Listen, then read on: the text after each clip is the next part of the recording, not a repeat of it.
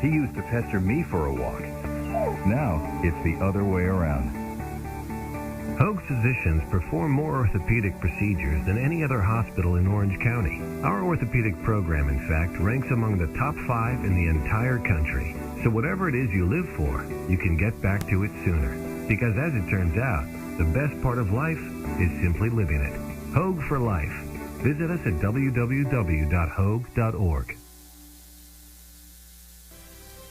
Welcome to Women Kicking Glass, the only radio show on OC Talk Radio dedicated to empowering women to be the best leaders they can be in any endeavor they choose. Patty Grimm is our host and interviews top women in a variety of fields to help women grow, learn, and lean in together.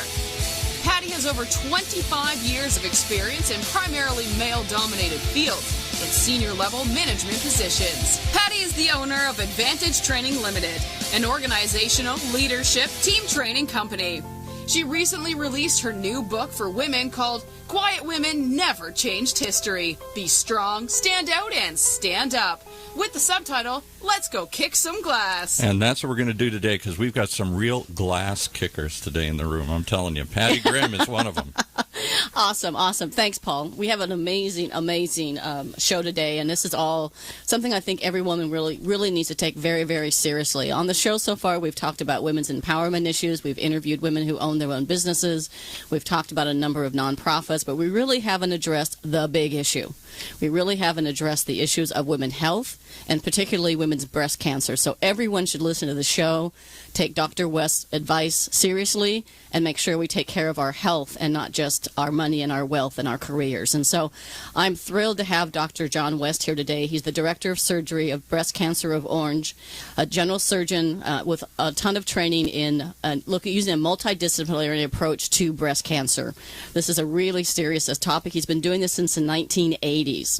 And so he's been a pioneer in regional trauma centers and setting the stage for interest in developing a team approach to breast cancer. He opened the first Orange County Breast Cancer Center in 1988, and over the past 25 years has been doing cutting-edge research and development of a team approach to taking care of women's health, and particularly around their women's breast problems. He's actually been named one of the best doctors in America, which is phenomenal, and to have him as a guest, I feel incredibly honored, and recognized as one of the best doctors in Orange County. He's been the lead author of over 20 peer-review articles and has 2 books around women, breast cancer, and their health.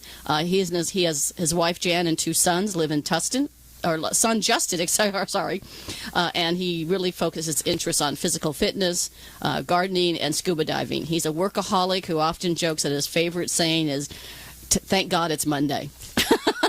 A lot of people don't say, "Thank God it's Monday." They say, "Oh my God, it's Monday." So thanks, Dr. West, for being here. I really appreciate this. We had a great conversation about some of these issues, and I think every woman needs to listen to Dr. West, his advice, and get his book. And so you recently published a book that explains much of the progress around early detection of breast cancer and explains the detailed consequences of some of the things that are happening with insurance companies and healthcare. And what's interesting is we're doing this show on the day that the United States government and Congress is voting on the replacement for Obamacare. So it's a very timely show. But what motivated you to write this book? Well, I've been doing this for a long time, and for decades, and there are so many controversies. On one side of the coin, we're making incredible progress. We're detecting cancers earlier. We're saving lives. Mammography is a great breakthrough, but we also know about breast density, and about 50% of women are dense. And while we have the ability to detect small cancers using ultrasound or MRI in women with dense breasts, but this brings up the very point of the book. Only a rare fraction of women who have dense breasts are told that they're dense and told that they need to have extra imaging like ultrasound or MRI. There's a state law requiring doctors to explain this, but the doctors are simply too busy. Women must empower themselves. They must understand the importance of getting a mammogram starting at age 40, doing it yearly. They must understand whether they have dense breasts or not dense breasts. They must understand their family history. Do they have a family history? Do they need to be gene tested, as was Angelina Jolie? Testing was $4,000 2 years ago. Now we can do it for $249. Women need to know that self-exam is critical to the early detection, and women starting at age 21 should be doing self-exam. And if they find a change, they need to find a doctor that will listen to them, do a directed ultrasound, do a biopsy if indicated, and the patients need to know to tell the doctor if they're going to just blow them off and say you're too young or it doesn't run in your family. You say you're going to get a second opinion. You're going to find a doctor that will listen. You have to take charge. You have to kick glass. Well, and I love what you said. It's about empowering women to take care of their health. And think about the fact that $249 is probably worth it. Mm-hmm. If it saves your lives. I am one of those women who have dense breasts. Now, my doctor never really even explained to me what dense breast is. What are dense breasts? That's really hard to say. Well, the breast is composed of two basic tissues. One is fatty tissue, which shows up as black on the mammogram, and the other is glandular tissue that shows up white. Now, cancers show up basically as white dots. Okay. So if you have a background that's black in a fatty breast, then the cancer is going to show up like a lighted match in a dark room. But if you have a purely white breast, it's like trying to find a snowman in a snowstorm. However, if you add the ultrasound, it's absolutely the reverse. On an ultrasound, a small cancer is a black spot, and it shows up in a white background. So again, when we add the ultrasound or the MRI, which is a little more complicated, we can see cancers that are... And we double the pickup of small cancers when we add a screening ultrasound to women who have dense breasts. And I was telling the doctor earlier that I lived in Asia for 3 years, and when I was there, I was lucky to find an incredible set of doctors and clinics. The doctor was a Chinese doctor, but the women who actually were the main doctors were from Australia. Mm-hmm. They were very well trained, and it was very normal in Singapore every year when I went for my mammogram that they also did an ultrasound. It was just normal, and they gave you your x-rays. So you actually had your own x-rays to take with you that you could see and compare year over year. So what do you mean about empowering women to take care of their breasts? Well, I think that there's several aspects of this, and I think it starts at a young age. And I encourage teaching breast self-exam for women to start self-exam as soon as they have breasts, certainly by age 21. I think yearly exam by a physician is extremely important. Women need to be taught how to do self-exam with confidence, and as we had talked about, the best time to learn to do self-exam with confidence is on the same evening that your doctor did an exam and said that you're normal. The key is to not look for lumps. If you look for lumps, you'll find them everywhere. The key is to learn the pattern of the normal and be confident and do it regularly. You can sign up for our monthly reminders through our Be Aware Foundation, and we send out the first day of every month a reminder to do self-exam. We have a video on how to do self-exam, learn to do self-exam with confidence, and then every month I write an article on breast health. This year I'm dedicating most of my articles to nutrition, exercise, and ways to lower your risk of developing breast cancer, in addition to our other articles that focus on how to detect cancer early and save your life. So interesting. So how can people get your video? How do they get on your website so they get those monthly reminders? Because we're all so stinking busy that it's easy to forget even the basic things. And so remembering sometime what day of the month did I do my breast exam last is very difficult. So how do we get on your radar? Well, the best way is to go to beawarefoundation.org. That's BEAWARE Foundation, FOUNDATION.org. You'll see a little icon for self-exam video, and then you can kind of search it around. You'll find the Ask the Doctor articles, and then you can simply sign up, and you can look at about 70 or 80 articles that I've written in the past on breast health. Now, all this information is condensed in a very readable manner into my book, Prevent, Survive, Thrive, Every Woman's Guide to Optimal Breast Care. But within that book, I explain cutting-edge concepts of how to detect breast cancer early, how to empower yourself, how to get the doctors to do things properly. One of the big issues is starting screening mammograms at age 40. We know that when women start screening mammograms at age 40 and do it yearly, we cut breast cancer mortality by 40%. 98%. Wow. When we add newer concepts of imaging, like screening ultrasound for women with dense breasts and MRIs for women who are at high risk, like Angelina Jolie, we can cut breast cancer mortality by 75%. Wow. But ironically, with all of this progress, a committee from our government, the U.S. Preventative Task Force Services, the same committee that said women should have pap smears every 3 years and men should wait till they're age 50 to start their PSAs, are also saying you don't need to start mammograms till you're 50, do it every other year and stop at 74. These recommendations are based on faulty science, and it's criminal what they're asking to do. Young women will die needlessly. Young children will grow up without a mother. Families will be disrupted, and costs of care will go up because it's relatively inexpensive to treat an early detected stage 1 breast cancer. It's extraordinarily expensive, up to $1 million lifetime cost to treat an advanced cancer, and the survival rate in the early cancers is close to 99%. With the late cancers, it's about 50%. Everything tells us we should start at 40 for average risk women. Women at high risk, we start as early as age 30, doing it yearly, and if they're BRCA positive, as Angelina Jolie was, we start at age 25. So what is BSRA? Did I say that right? Well, you got close. I'm a little bit dyslexic. You get 7 on a scale of 10 on that one. The BRCA is a gene that Angelina Jolie carried. She had a strong family history. Her mother died of ovarian, and she watched her mother die, and that's a tragic event for her, and that's why she was tested, and she tested positive for the gene. There's BRCA1 and 2. She had BRCA1. They're 2 different genes. And as a result, she elected to have bilateral nipple-sparing mastectomy, which drops her risk pretty close to 0. And she looks great, and it's a classic example of what we can do for women. But women have to demand it. The doctors don't have time to talk about density. They don't have time to talk about screening. Starting at 40 versus 50, risk assessment, all these things are critical. Teaching BSC, breast self-exam, can save lives, and yet the women have to take charge and understand this and insist upon getting this information. If not, buy my book and get the information from the book. But my gosh, you've got to know what to do to take care of your breast, to take care of your health, to take care of your children. It's up to you. Yeah. You must take control.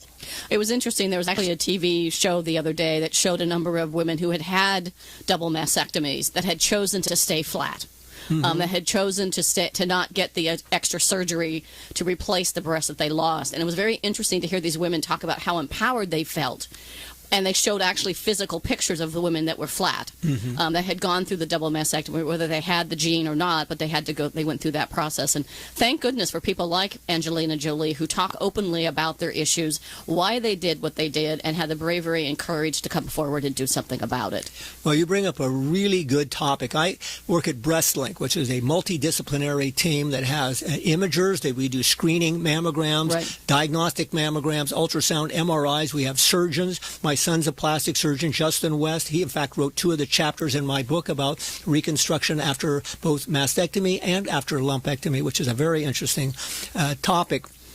And we have oncologists on board. We do research. We have radiation therapy. It's probably the only fully integrated breast cancer center in the nation where everybody's in one office, one phone number, one computer database. We talk to each other every day, and we are able to give the highest quality breast care offered anywhere in the world. So when you talk about a team approach to breast care or breast cancer, and I would say breast care, not just breast cancer.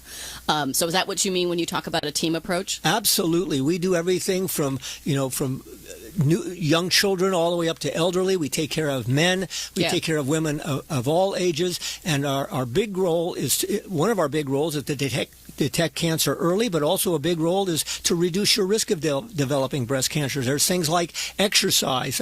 Walking for 20 minutes 5 times a week drops your breast cancer risk by about 10 or 15%. If you eat right, if you control your weight, you keep your alcohol under control, all these things can be done to lower your risk of developing breast cancer and improving your chance of survival if you do develop it but catch it early.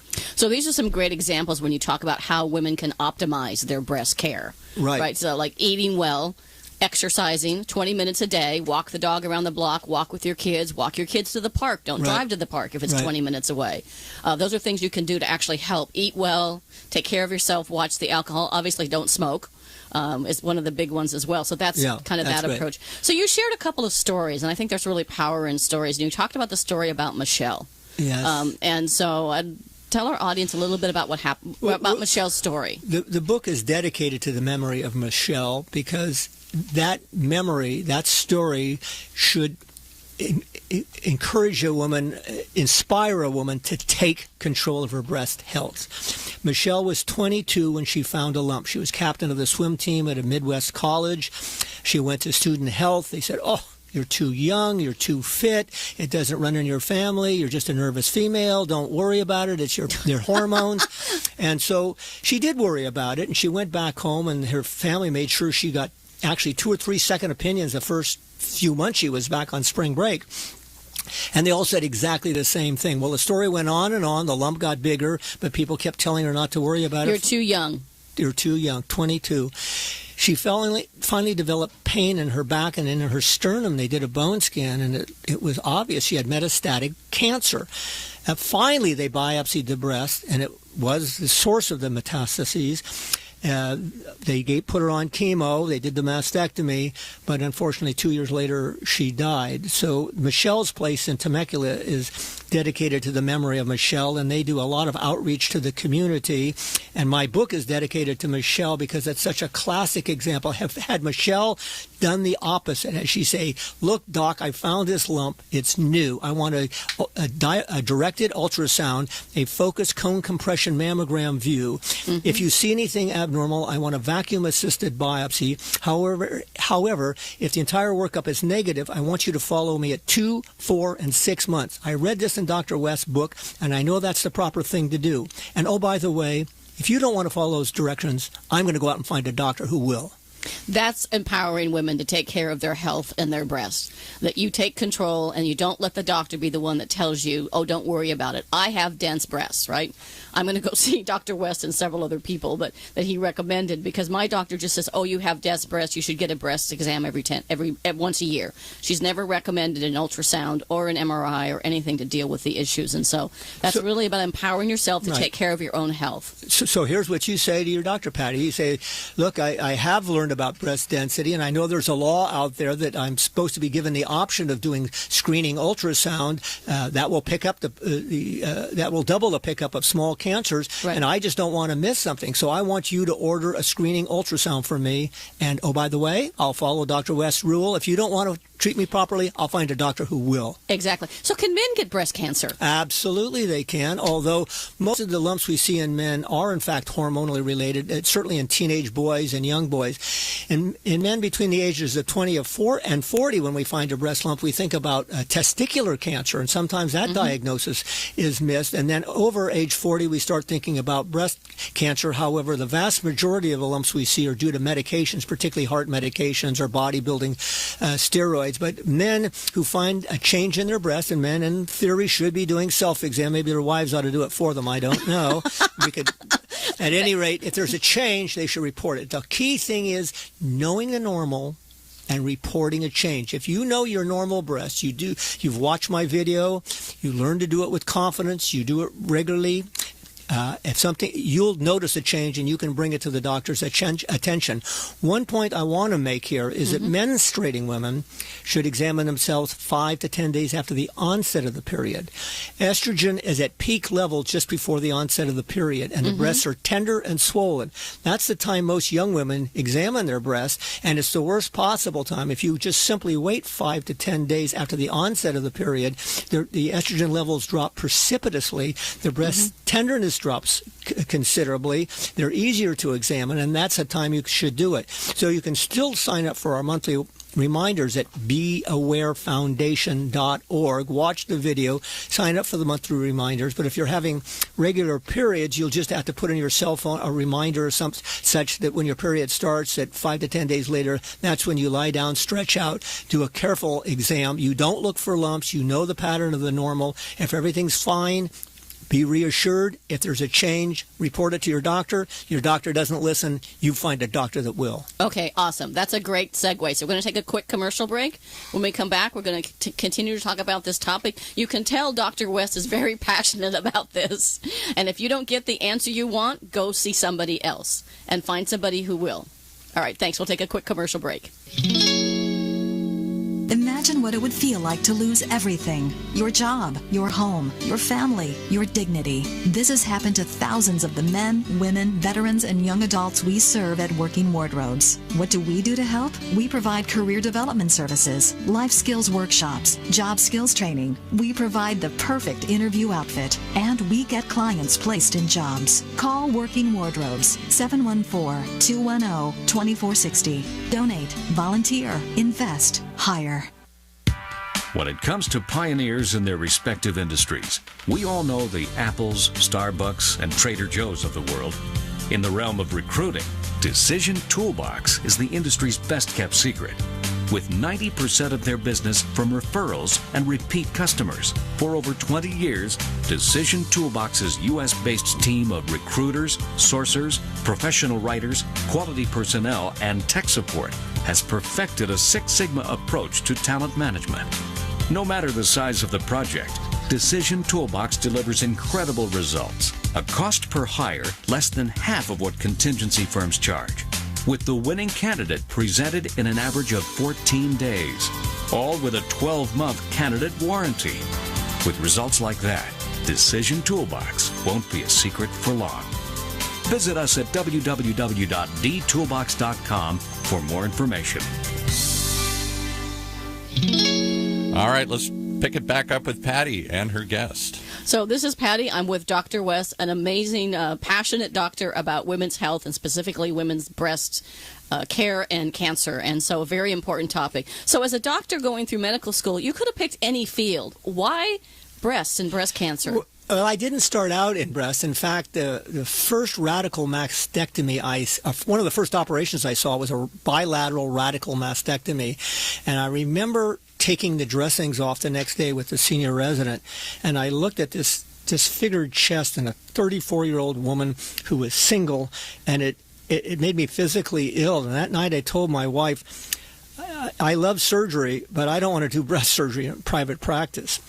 And I got, as you said earlier in the introduction, involved in trauma care. I did vascular surgery. I did general surgery, thyroids, gallbladders, and I loved it. I took a lot of trauma call and emergency call, and it was really an adrenaline rush. I loved every minute of it. But I kind of pooped out after about 15 years of getting called in the middle of the night and 8-hour operations. And about that time, major changes were taking place in breast care. The mammograms were becoming quite effective, and we were catching little bitty cancers. We learned that we could do a lumpectomy and radiation and get the same survival rate if we did a mastectomy. Our plastic surgeons were learning how to reconstruct breasts when we did have to do a mastectomy to make the woman feel whole again. The oncologists were coming up with new, more effective chemotherapy treatments. And so we were making incredible progress. But what I found in breast was it was completely disorganized. The oncologists are in one office, the surgeons in another office, the plastic surgeons in another office, or imaging in another office. And I said, we need to do with breast care what we did with trauma care. We need to bring all the players together who talk to each other, have a common mission. Their mission is early detection of breast cancer and optimal breast care. We work together as a functional team. We answer the phone on the second ring. If a person has a problem, we bring them in within 23 hours. If a patient needs a second opinion, we can get them in directly. If they're not sure about their mammograms, we can read them, take better diagnosis. We have the state-of-the-art equipment with 3D mammography, modern MRI. We give, I think, the most effective care possible. We give a woman the maximum chance for survival if she's diagnosed with breast cancer. And for women without breast cancer, we can guarantee them that we'll give them the maximum chance of catching it early if breast cancer is in their future. Yeah. So there's literally, as I said earlier, that today, literally they are voting on the replacement for Obamacare. And what I found interesting, and I was sharing this with Dr. West before we got started, is I was watching the news, because my husband and I are sort of news freaks, although it's more challenging to watch the news nowadays. But in essence, there was an interview with some congressional panels, and they were talking about women's health. And I believe it was Senator Dianne Feinstein that looked at this group of individuals and said, do you realize there are 5 male doctors here talking about women's health? Where are the women that should be talking about these issues? So when it comes to taking care of our breasts, with getting our mammograms and things, when do you start, why do you start, and when should you stop, if ever? Okay, so that's a big question, and I think if a woman knows her family history, and she, for instance, if a woman has a mother that was diagnosed at 45, she should start at 35, 10 years earlier. Okay, that's a good rule. Okay, if she has a very strong family history and they do risk assessment and find that she's at very high risk, they might even start earlier than that. But for the average woman, starts a screening mammogram at age 40, does it yearly. If she has dense breasts, she had screening ultrasound yearly. If she's high risk, she had MRI yearly, and she continues to follow it as long as she's in good health. Now, there's a point when a person gets congestive heart failure or another kind of cancer or renal failure, you say, well, their lifetime, their chance of living more than 5 or 10 years are relatively small because they have this advanced other medical problem. And at that point, there's very little benefit in doing mammograms. Self-exam or physician exam is all that's necessary. But this is arbitrary.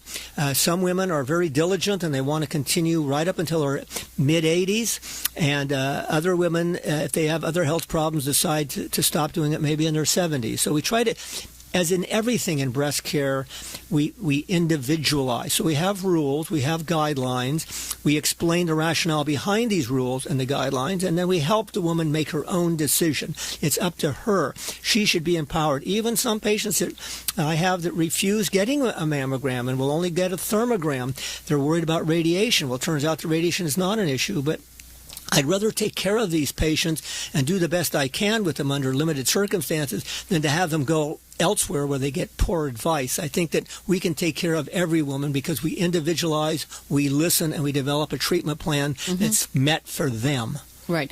You also talked when we were chatting earlier about it's not just about lumps in your breast. There's other kinds of cancer related to the breasts themselves. And you shared a story about a woman that had what she thought was a rash. That's exactly right, and it's an interesting story because I was going through my emails, and I got one from somebody I didn't recognize the name, and I opened it up and it said, Dr. West, thank you for saving my life. So that was kind of not one I was going to delete right away.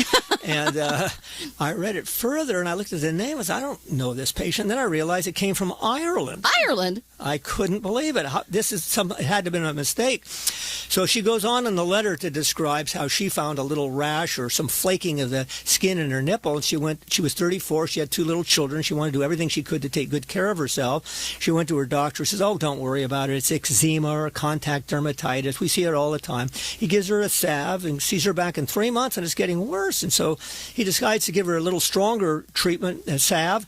And she's thinking to herself, nah, there's something wrong here. Her woman's intuition told her the doctor wasn't convincing. He didn't seem to know what he's talking about. So she goes to the internet and she finds the Be Aware Foundation and finds my Ask the Doctor articles, and she finds the article that was on what we call Paget's disease of the nipple. And Paget's is a form of cancer that's related. It occurs within the nipple, and there's skin changes in the nipple, little ulcerations, or sometimes what just looks like flaking of skin, but it's on one nipple only. So she copied the article, and the article said, if you don't respond to, say, steroid treatment in 10 days, then you need a punch biopsy of the skin of the nipple. So the doctor read it, and he said, well, okay, I'll send you over and have it done. And she gets the punch biopsy, and sure enough, she has Paget's disease of the nipple. She has a limited mastectomy, and she's cured, and she gives me credit for saving her life. And all I did was write a little article and ask the doctor in the Be Aware Foundation website. Yeah. You also talked about how somebody that also picked up a 15-cent brochure and found out they also had something. That's one of my favorite stories. A 15-cent brochure saved this person's life. So think of it. Both Komen Foundation and American Cancer Society have concluded that monthly breast exam, self-exam doesn't work. But they say you should be self-aware and report a change. And so in my book, I summarize that by saying it took a committee to be that stupid, because those recommendations make no sense at all. So at any rate, breast self-exam by and large is not done properly, and most women are not confident in doing it. So what a story that you brought up was a woman who went to the Coleman race. She was 34 years old, and at the end of the race, she picked up a bunch of stuff, put it in her shopping bag. They had the little vendors out there, and that night she's in her nightgown watching TV, and she's pulling things out of the shopping bag, and she gets a pamphlet. It says breast self-exam, how to do it. So she starts with her left breast and checks it. It seems normal to her. Goes to her right breast, and her little area just didn't seem right to her, and she told her friend the next day, said, well, you better go see your gynecologist. The doctor says, look, you're 34, doesn't run in your family, you're a hysterical female, don't worry about it. You're too young. So she tells her friend again, said, well, you better go see Dr. West. So I saw her the next day. She called, and just as usual, we saw her the next day, examined the left breast. It was just fine. On the right breast, where she was concerned, it did seem different. It didn't seem worrisome, but I went ahead and did an ultrasound, and there was a small cancer the size of the tip of my finger. It was low grade. She had a lumpectomy as an outpatient. It's 10 years now. She has a family with, I think, 3 children. She sends me a postcard or a Christmas card every year. But here was a life saved, and it was all because of a 15-cent brochure. If a 15-cent brochure can save that 34-year-old woman's life, then watching my video, signing up for self-exam, and doing it properly will give you a major layer of protection, and it's free. Well, and here's the interesting thing. I mean, this is like you said, how could they make this decision?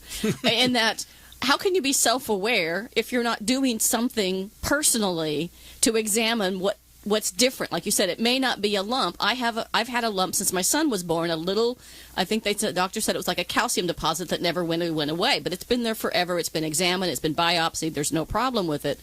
But how can you be self-aware if you're not doing something to be self-aware? How can you not, if you're not examining it to know the difference in the pattern month after month, then how are you supposed to know? Are you supposed to have intuition? I would suggest you call the committee. Give me their name and number. The answer is obvious. It's preposterous. You can't. You can't. You have to be confident in the norm. One of the critical things is women are told to look for lumps. Once you look for lumps, you find them everywhere, particularly if you check a menstruating female just before or a young woman just before the onset of her period. So for those women, you have to use that golden period between 5 and 10 days after the onset. But you have to know your breast. The best time to learn it with confidence is after a doctor's examined you, you've had your mammogram, you know this is your baseline, everything's normal. Then you learn the pattern of the normal. You don't look for lumps. In the future, once a month, once you know the normal, you don't go looking for lumps. You just do the exam, and you can trust yourself. If there's a change in there, you'll notice it immediately. And then you have to bring it to the doctor's attention. I remember, we talked about the lady that was so good at self-exam in my practice, and she comes to me 6 months after I saw her, and she notes a little change, and I examine her.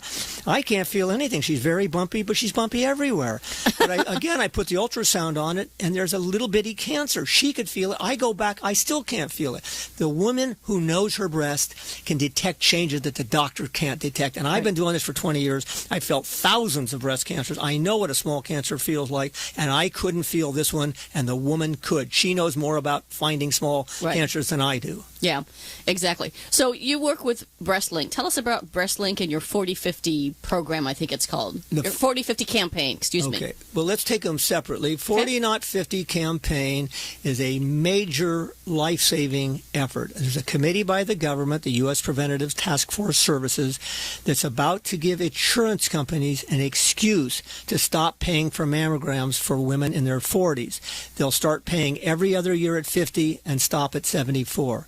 This is tragic. This is criminal. It's based on faulty data, and we must stop it. The go live for this is the end of this year, so we have about six months to go.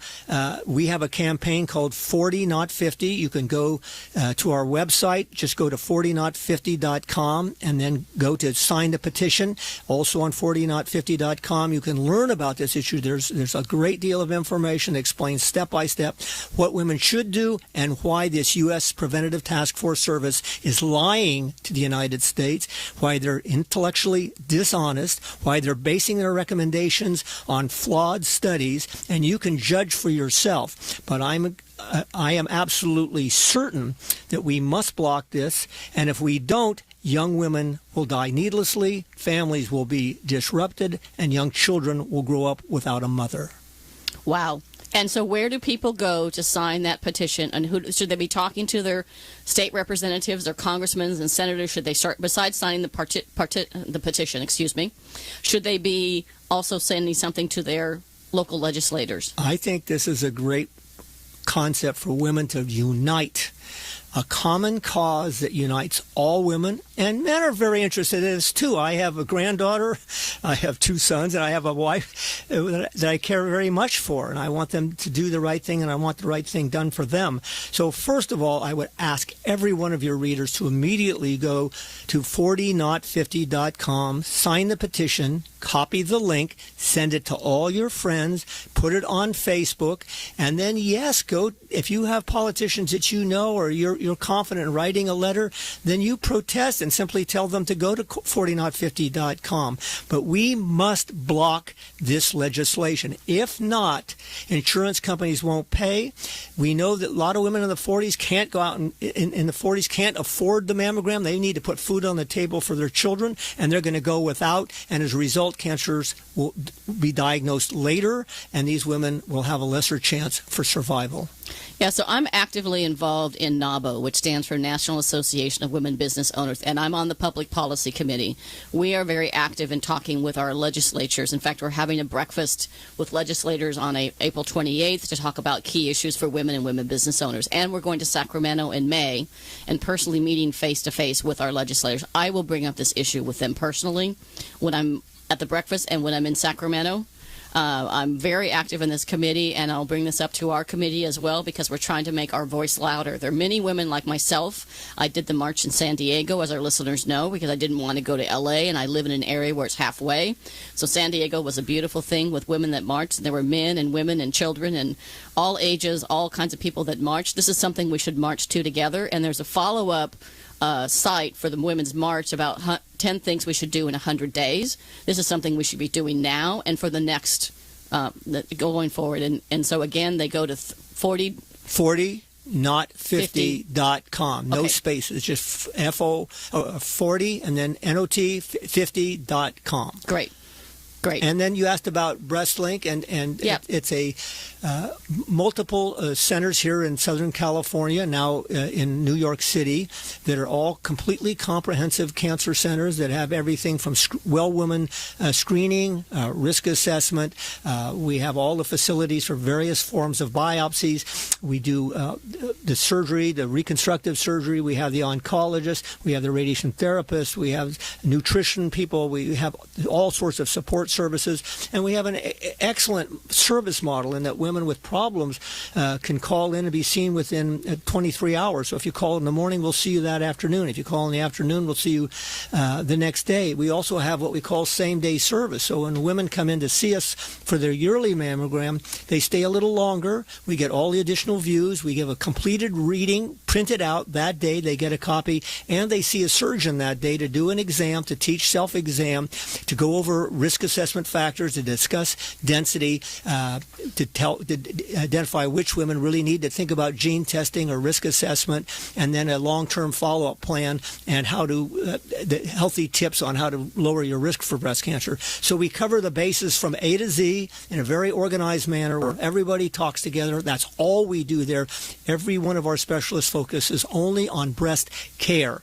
So I think it's probably the best place you can go in the world to ensure that you get optimal breast care. Yep. Paul has a comment that I think came in from Twitter. Yeah, somebody wanted to know where, again, they can get those Ask the Doctor letters. Yes, thank you very much.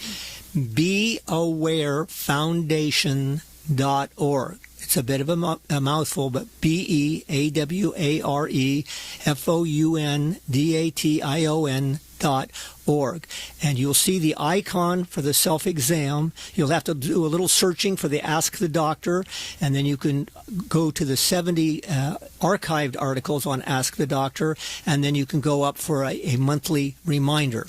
If you have any questions, email me directly at jwest@breastcare.com. That's JWEST at BREASTCARE.com. Well, I hope you'll add this podcast to that list of informational services here. And This is great. I have to ask as I'm listening. I don't get to ask very often, but I know. I can't. This is a man asking a man on the kicking glass. Yeah, how about that? I love it. There's a new trend. I can't imagine walking into my doctor, my wife walking into her doctor, and handing them an article they printed off the internet and said, "Here, read this, follow this." Don't doctors hate that when you come in and act like you know more than they do? Well, if you have the kind of doctor you shouldn't be going to, that's a great litmus test for a doctor, because if you give a doctor something that's in your best interest to read and understand, and they show reluctance, then you find another doctor. Yeah. Okay. Exactly. Good advice. Exactly. And I think this is all about women's empowerment. Absolutely. And so what are some of the messages you want women to really walk away with? This has been an incredible interview. Okay. Well, let's make it a real simple message. Buy my book. Prevent. Oh, come on. It's got to be better than that. Prevent, Survive, Thrive. Every Woman's Guide to Optimal Breast Care. And why I say that, I've spent the last 2 years putting all of this together to make it readable, to tell stories, but basically to tell you what I'd tell my wife or daughter if she had the same problem you have. So you get 40 years of experience combined in 300 pages that deals with the entire issue of breast care, from birth to elderly, and all aspects of technology, diet, nutrition, exercise, everything you need to know to make sure you have optimal breast health and that you are empowered to take charge of your health. So one of the things I talk about in my book, I have 5 things or 5 principles to help women be more empowered women. And the 4th principle, which I may need to move to number 1, is put yourself first on your things to do list. Women are very guilty of doing everything else for everybody else, whether that be at Christmas time, there's not a lot of money, and I did this as myself and my husband, there wasn't a lot of money, so we gave gifts to the kids and didn't give gifts to ourselves. The same thing with our health. We put the kids first. We take the kids to get vaccinated. We take them to the doctor when they have a sniffle. And yet women sometimes don't take care of themselves and put themselves, at least not number 1 on your things to do list. I put it number 1 because I think you need to take care of yourself to take care of your kids. And if you have a delayed diagnosis of breast cancer, I can't tell you how disruptive that is for a family. The children, you do then lose attention. You can't put the energy into your children. You just can't do it. So taking care of yourself, the self-exam it's free, it's easy, it works. The starting mammograms at age 40 is no big deal. You must do that. You can't make excuses for that. And find a doctor that will listen to you. That may be the biggest message of all. Bring the doctor in an article, tell them Dr. West said you do this or that, and if they say, oh, that's interesting, he's a good guy, yeah, I think I'll listen to it. But if the doctor shows that doesn't really listen to you, find a doctor that will. Yeah, even on the airplane. They say, put on your mask first before you can take care of your child or somebody that's with you. Right. You can't. This is one of my things in the book. You can't give away what you do not own. Yeah, right. So you can't take care of yourself your kids if you're not taking care of someone else. I couldn't have said it better. Yeah. So just we have a couple last minutes. Final thoughts for the audience, for men and women that might be listening. What should husbands be doing? And then how do we get in touch with you? I know we need to buy your book, Prevent, Survive, Thrive by Dr. John West. What else can we do? Well, I think first I buy the book, but where do they buy the book? So we had somebody else come in. Where do we get the book? Here? Well, Amazon.com and Borders and Barnes and Nobles, and they all carry it. So and then get 2 copies because you want to give one to your friends. If you have daughters, if you have 3 daughters, then get 4 copies. But the point is, every woman should have access to this book. And when you go to your doctor's office, you might carry it with you. Carry it with you and say, here, you read this. So I think empowerment is the word. It's kicking glass, and part of that is putting your health first and empowering yourself and taking charge of yourself. And don't listen to anybody who says, don't worry about it, you're too young, or you're too old, or you're too this, or you're too that. You have to get definitive answers to definitive problems. Thank you, Dr. West. This has been amazingly informative. It's been very helpful. Super practical. I really appreciate you being here and bringing this important message forward. I think sometimes we all think about breast cancer in October when it's the Breast Cancer Awareness Month or whatever. I think it is October. October, yeah. And I always get my exams and done on around my birthday, so I remember to get it done. Otherwise, you just get too busy. Women in the audience and men, you have to take care of yourself. You have to do the tough thing and be willing to go out there and get tested, because it's not just your life, it's your husband's life, it's your family's life, and it's your children's life. So thank you, everybody, for being here. Thank you, Dr. West, for an incredible show. Can't wait to get the book. Be sure and buy the book, Prevent, Survive, and Thrive by Dr. John West. Just a couple things for the audience. One is please get in contact with me if you would like to be on the show, if you have a topic you'd like to have covered on this show, and if you'd like to just reach out to me individually. I do speeches and conferences and presentations on women kicking glass, and I'm also started my new book called Play the Game by Your Rules, Powerful Negotiation Skills for Women. So I'll have a second book coming out. If you want to get in touch with me, you can contact me at pattygrimm@live.com, and that's PATTIEGRIMM at live.com, live.com. And thank you, Dr. West. It's been a pleasure being here, and I really appreciate your frankness, your passion, and your dedication to helping women be healthy. Thanks, Dr. West. Thank you. It's been a pleasure to be here. I really enjoyed it. It's been great. Thank you. Thanks for listening to Women Kicking Glass, the only radio show on OC Talk Radio dedicated to empowering women to be the best they can be. Listen each week or download the podcast at patty.grimm.podbean.com. To reach out to Patty to schedule a speech webinar or to learn more about her leadership and team training, contact Patty at pattygrimm@live.com. For more information about her company and her books. Have a kicking day.